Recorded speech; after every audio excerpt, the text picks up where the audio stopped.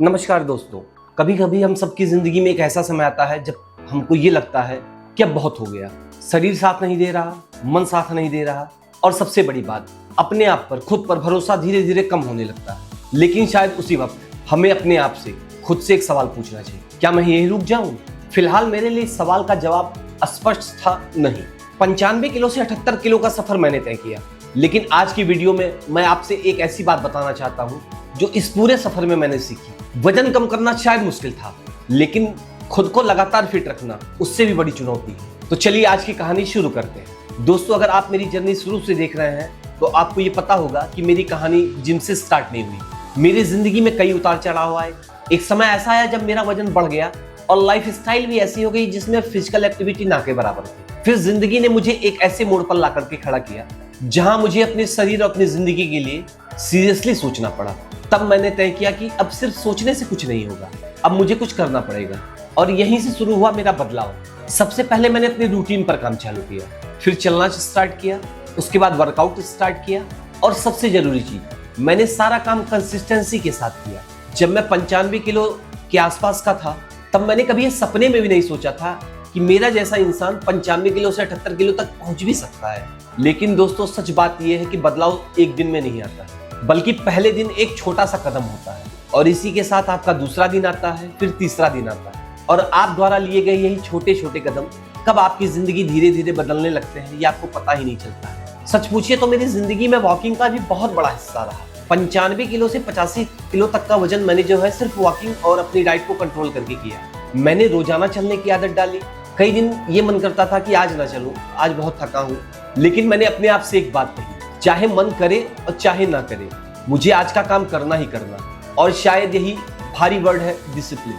Motivation में आके आप सिर्फ 1 से 2 दिन कोई काम कर सकते हैं, लेकिन वही कंसिस्टेंसी आपको महीनों सालों तक आगे ले जा सकती है। आज मेरी उम्र 40 प्लस है।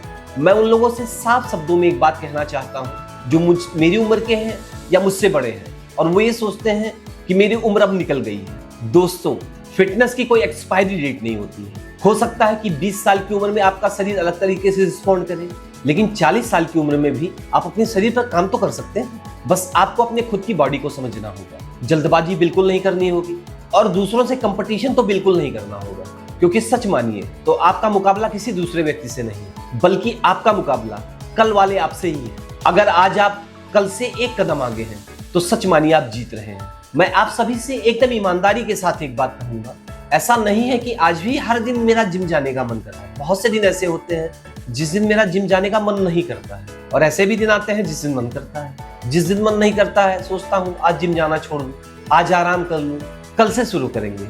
और दोस्तों, सच मानिए तो यही कल वाली सोच आपके जीवन में सबसे ज्यादा नुकसान आपका करे। जिस दिन आपने कल वाली सोच को हटा दिया उस दिन जीवन में आप सफलता की ओर अपने आप अग्रसर हो जाएंगे, क्योंकि सच मानिए तो कल कभी आता ही नहीं।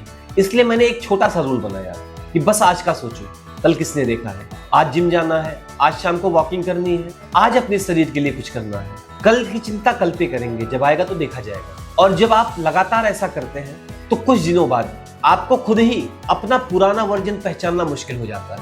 लेकिन एक बात बहुत जरूरी है कि मेरे लिए ट्रांसफॉर्मेशन करना सिर्फ वजन कम करना नहीं है।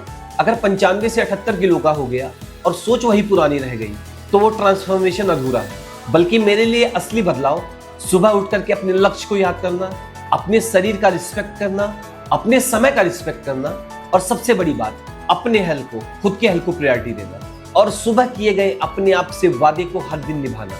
क्योंकि जब आप खुद से किया गया वादा बार बार तोड़ते हैं तो आपका खुद का कॉन्फिडेंस कम होता है, और तब जब आपका कॉन्फिडेंस खत्म होता है तब आप वही वादा निभाना स्टार्ट करते हैं और उसी के साथ धीरे धीरे आपका सेल्फ कॉन्फिडेंस भी वापस आने लगता है। इस पूरी जर्नी ने मुझे 3 सबसे बड़ी बातें सिखाई हैं। पहली है कंसिस्टेंसी। हर दिन परफेक्ट होना बिल्कुल जरूरी नहीं है, बल्कि हर दिन कोशिश करते रहना जरूरी है। दूसरा है पेशेंस। शरीर बदलने में टाइम लगता है, आप ओवरनाइट ट्रांसफॉर्मेशन की उम्मीद बिल्कुल मत रखिए। और तीसरे सबसे बड़ी चीज है नेवर गिव अप। कभी किसी चीज से हार मत मानिए। भले आपकी प्रोग्रेस स्लो हो, भले आपका वेट कम हो गया हो, भले किसी दिन आपका वर्कआउट भी खराब हो जाए, किसी दिन आपको मोटिवेशन बिल्कुल नहीं होगा, लेकिन इसका ये कतई मतलब नहीं है कि आपकी जर्नी खत्म हो गई है। इसका मतलब सिर्फ इतना है कि आपको थोड़ा और धैर्य रखना है। आपकी प्रोसेस स्टार्ट है, हो सकता है सफलता आपको 2-4 दिन लेट से मिले, लेकिन मिलेगी जरूर। अगर आप ये वीडियो देख रहे हैं और आपका भी वजन बढ़ा हुआ है और अगर आपको लगता है कि अब देर हो चुकी है, अगर आप 35, 40, 45 या 50 की उम्र में हैं, तो मेरी एक बात ध्यान जरूर रखिएगा। देर जरूर हुई है लेकिन कहानी अभी खत्म नहीं हुई। आज से सिर्फ 10 मिनट से अब वॉक से आप स्टार्ट करिए। अपने खाने पर, अपनी लाइफस्टाइल पर, अपने फूड पर थोड़ा ध्यान दीजिए। अपने डॉक्टर, क्वालिफाइड प्रोफेशनल की सलाह से अपनी एक्टिविटी स्टार्ट करिए।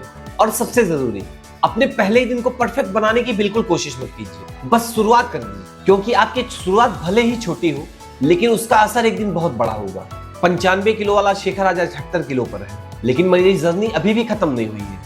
और सच मानिए तो शायद मेरी अब असली जर्नी यहाँ से स्टार्ट हुई है, क्योंकि अब मुझे सिर्फ वजन ही मेंटेन नहीं करना है, बल्कि मुझे अपने आप को हर दिन थोड़ा सा बेहतर बनाना है। और दोस्तों, अगर मैं अपनी जिंदगी में बदलाव ला सकता हूँ तो शायद आप भी ला सकते हैं। बस एक बात याद रखिएगा, पेन टेम्परेरी हो सकता है, लेकिन अगर हार मान गए तो वही पेन परमानेंट हो जाएगा। इसीलिए चलते रहिए, सीखते रहिए और खुद से बेहतर बनते रहिए। किसी से कोई कंपटीशन मत करिए। मैं हूं शेखर और ये है मेरा शहर, pen to power Shekhar journey.